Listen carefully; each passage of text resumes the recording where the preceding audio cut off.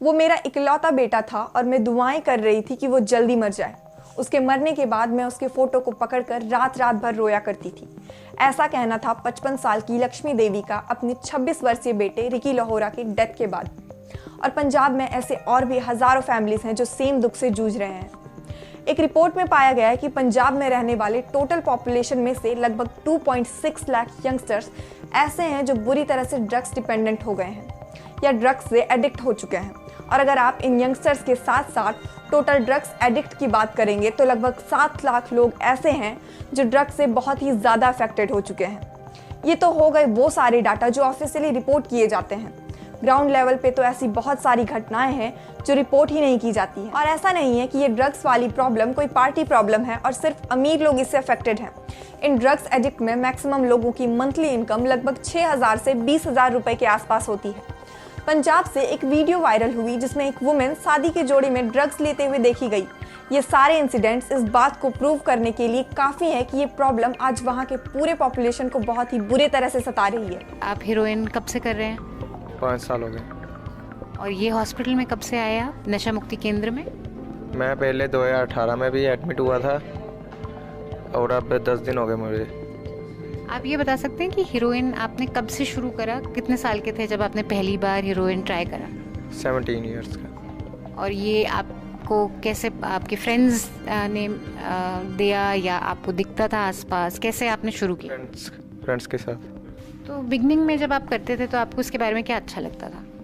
ऐसे ही जब कर लेना तो अच्छी फीलिंग आती थी, धीरे धीरे एडिक्ट हो गए।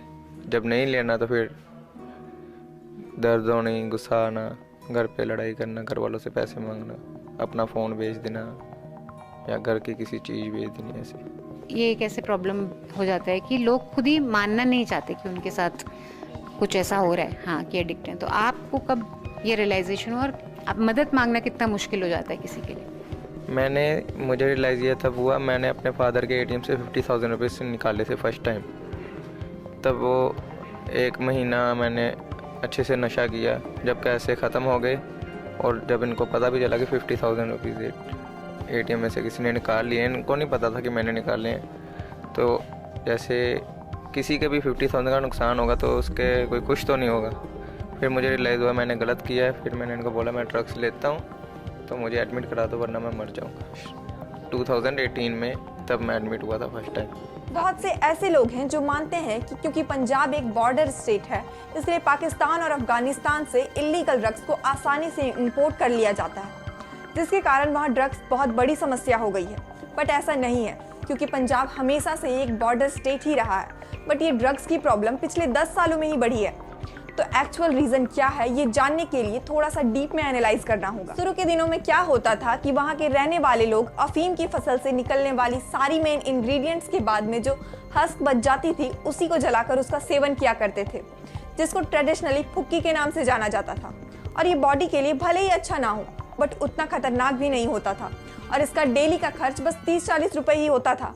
बट अचानक से ड्रग्स और हेरोइन ने इसकी जगह कैसे ले ली? मर भी गया। इसकी उम्र का था 22 साल की, वो भी नशा करता था। हीरोइन?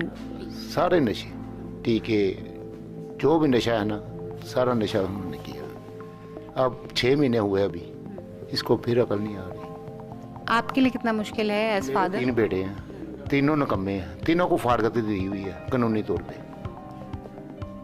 कानूनी तौर पे दी है। ये तो महल्ले वालों ने कहा है एक मर गया तो इन समेट ला। सारी रात मैं रो रो के सुनना वहाँ कि मेरे ना बनया क्यों है। मेरा ऑटो लगा है ये बाहर, ऑटो चलाना मैं। आप ऑटो चलाते हैं? पहले मेरे सोने का काम था, सोने के काम से लाखों रुपये जाते थे, लाखों रुपये आते थे। हुआ क्या कि ये अफीम मेनली राजस्थान से इंपोर्ट होके पंजाब आती थी, तो गवर्नमेंट ने इस इंपोर्ट पे सडन रोक लगा दिया और इससे अचानक से ओपियम का वैक्यूम क्रिएट हो गया। और फिर इस वैक्यूम को भरने के लिए लोग हेरोइन और भी बहुत से दूसरे खतरनाक ड्रग्स का यूज करने लगे। आपको यहाँ पे एक पैटर्न दिख रहा होगा कि कैसे गवर्नमेंट ने ओपियम को क्लैम्प डाउन करके इसको शुरू में ही खत्म करना चाहा, बट गवर्नमेंट की यही डिसीजन उनको बैकफायर कर गई और ओपियम यानी अफीम की जगह खतरनाक हेरोइन जैसे ड्रग्स ने ले लिया। और आज हर 6 पर्सन में एक व्यक्ति ऐसा है जो ड्रग और अल्कोहल से एडिक्ट है। दिसंबर को भटिंडा के रहने वाले 29 वर्षीय राजेंद्र सिंह की भी डेथ ड्रग्स ओवरडोज के कारण हो गई और फरवरी में उसके बड़े भाई रंजीत सिंह की डेथ 32 साल की एज में हो गई। बट गवर्नमेंट आज तक क्या करते आई है इतनी सीरियस इशू को लेके?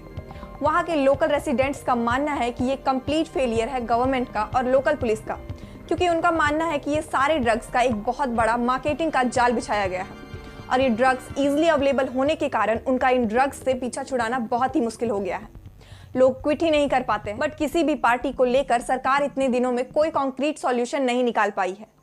पंजाब के former chief minister Amarinder Singh ने तो बकायदा औथ लिया था, गुटका साहिब जो सिखों का एक रिलीजियस बुक होता है उस पर हाथ रख के ये औथ लिया था कि वो 4 वीक में पंजाब से ड्रग्स के इशू को खत्म कर दे। तो आपको पता लग रहा होगा कि यहाँ ड्रग्स पे कितनी पॉलिटिक्स होती है, कितने बड़े बड़े वादे होते हैं और काम कितने होते हैं ground level. Former Patiala MP doctor Dharamvir Gandhi ने 2016 में पार्लियामेंट में एक प्रस्ताव पेश किया कि नेचुरल ड्रग्स पे लगे सभी बैन को हटा देना चाहिए और उनका डीक्रिमिनलाइजेशन कर देना चाहिए।